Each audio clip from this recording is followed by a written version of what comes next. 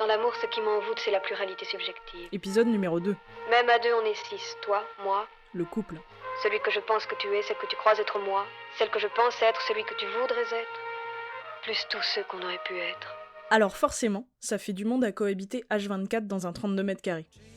Avant, quand on choisissait de vivre avec quelqu'un, ou même simplement quand on tombait amoureux d'une autre personne, on pensait assez rarement à ce que cela serait de vivre avec elle 7 jours sur 7, 24 heures sur 24. Je vais pouvoir péter dans mes draps tranquilles, rentrer à n'importe quelle heure, bouffer sur un coin de table, inviter des copains, faire le ménage seulement une fois par an si ça me chante. Enfin si, on y pensait. Mais si on passait le cap d'une vie à deux, c'était parce qu'on avait défini que c'était quelque chose de plutôt agréable. C'était sans compter sur cette chère pandémie. Moi aussi, j'ai la voix qui porte. Moi aussi, je peux gueuler et beaucoup plus fort que toi. Quand on signe pour vivre avec quelqu'un, ce n'est a priori pas pour vivre chaque seconde, chaque minute, chaque heure, à moins de 15 mètres. Tu m'emmerdes. Tu me fais chier, putain. Et quand par la force des choses on est obligé d'en arriver là, laissez-moi vous dire qu'il faut bien toute la force de l'amour pour le supporter. Hier, vous disiez que c'était une joie. C'est une joie et une souffrance. Je crois qu'heureusement, Alexis et moi, on s'aime vraiment. Alors on s'engueule, c'est vrai. Tu me fais chier. Tu me fais chier. J'en ai marre là, ok? Mais on se soutient aussi. Et ces secondes, ces minutes, ces heures deviennent moins difficiles. Parfois, si je ne fais pas attention, je croirais presque que c'est un dimanche comme un autre, où on flémarde ensemble sur le canapé.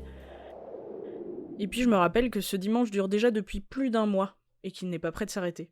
Laisse-nous te dire que tu te prépares des nuits blanches, des migraines, des nervous breakdowns, comme on dit de nos jours.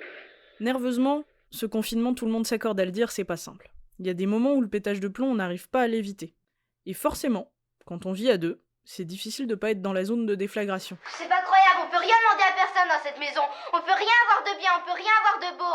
Je me demande comment vous pouvez vivre ici. Tout est moche ici, tout est petit. C'est petit, c'est moche et c'est tout. Salut. Moi, j'ai toujours pensé que les gens à qui on osait montrer ces facettes de nous pas toujours très jolies étaient ceux qu'on aimait le plus. Alors définitivement, j'en conclus qu'Alexis et moi, c'est du solide. I love you. I know.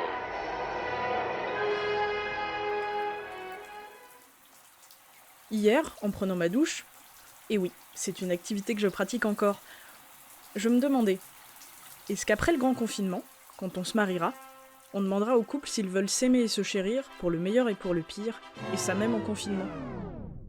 Bon, le mariage, c'est pas tellement notre actu. Par contre, il s'est quand même passé un drôle de truc. Sans que j'y prête attention au départ, le pire ennemi de mon couple a pénétré dans notre appartement. Il est arrivé dans une petite boîte en plastique pleine de couleurs, il s'est glissé dans la Switch, et a déversé sa petite voix robotique. C'est là qu'Alexis a changé. Il a cherché à convertir son livret A en clochette, il a commencé à creuser les jardinières pour trouver des fossiles, il a même voulu qu'on investisse tout notre patrimoine dans des navets, alors qu'il aime pas ça d'ailleurs. Moi, j'étais largué. Sans compter que je m'étais fait piquer ma Switch. Pour rappel, j'ai trouvé un semblant d'équilibre pour lutter contre les élans de claustrophobie en explorant le monde de Zelda. Quand j'ai tenté de récupérer la console, c'est là que ça a mal tourné.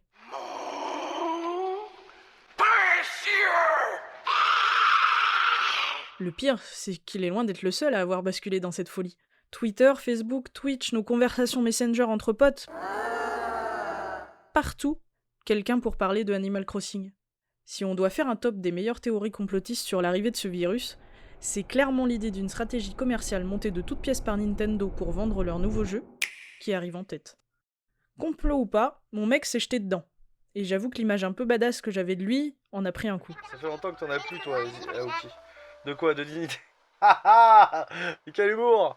Il est quand même en train de se faire niquer des prêts à 7 chiffres par un raton laveur pingre. Et en même temps, est-ce que toutes ces petites choses ne font pas partie des raisons pour lesquelles on est amoureux? Alexis, il passe d'un jeu vidéo d'horreur à un jeu kawaii comme lui et moi, on passe du rire aux larmes. Et y a pas besoin de transition. Y a pas besoin de règles. Y a même pas toujours de logique. C'est la vie, quoi. La vie, c'est comme une boîte de chocolat. On sait pas toujours à quoi s'attendre. On ne sait jamais sur quoi on va tomber. On sait seulement qu'il n'y a qu'en la vivant à 100% qu'on saura où on va. On n'est pas bien? Si. Paisible? À la fraîche? Décontracté du gland? Et on bandera quand on aura envie de bander?